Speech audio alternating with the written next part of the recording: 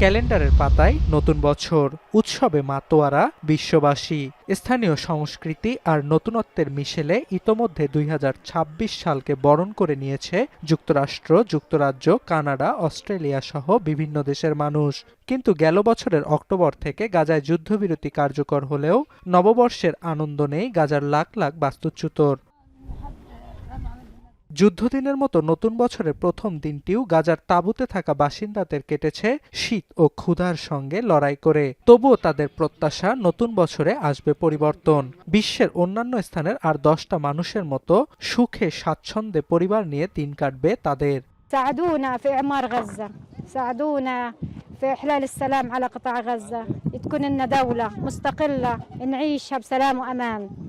بتمنى لكل العالم انها تكون احسن، يعني زي ما هم عايشين العالم احنا نعيش زيهم، حتى الاطفال لا قرايه ولا كتاب ولا اي حاجه. وان شاء الله في 2026 تبقى ايام فرح وايام سعاده وبنى، واليهود ينسحبون كاملا من قطاع غزه، والناس ترجع على بلدها، ترجع على অনেকে আবার যুদ্ধবিধ্বস্ত গাজা পুনর্গঠনে বিশ্ববাসীর সাহায্য প্রত্যাশা করেন।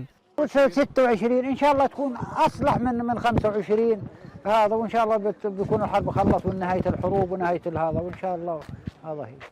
এদিকে শুক্রবার বিখ্যাত অভিনেত্রী অ্যাঞ্জেলিনা জোলি গাজা সীমান্তবর্তী মিশরের রাফা ক্রসিং এবং আরিশের একটি হাসপাতাল পরিদর্শন করেন। এ সময় স্থানীয় অনেকের সঙ্গে কথা বলেন জোলি। টানা ২ বছরের আগ্রাসনের পর গেল বছরের অক্টোবরে গাজায় হামাসের সঙ্গে যুদ্ধবিরতিতে সম্মত হয় ইসরায়েল। কিন্তু নানা অজুহাতে মাঝে মধ্যেই হামলা চালিয়ে যাচ্ছে আইডিএফ। এরই মধ্যে যুদ্ধবিরতির দ্বিতীয় ও সবচেয়ে কঠিন ধাপ দ্রুত শুরুর কথা জানিয়েছেন মার্কিন প্রেসিডেন্ট ডোনাল্ড ট্রাম্প। এ ধাপে হামাসকে সম্পূর্ণরূপে নিরস্ত্রীকরণের প্রস্তাব দিয়েছে ওয়াশিংটন। অর্ণব প্রসাদ, এখন বিশ্ব। ৪ গুণ শক্তিশালী এনজাইম ও অধিক ফেনা সমৃদ্ধ অরিক সিলভার ওয়াশ মাত্র ৭০ টাকায়।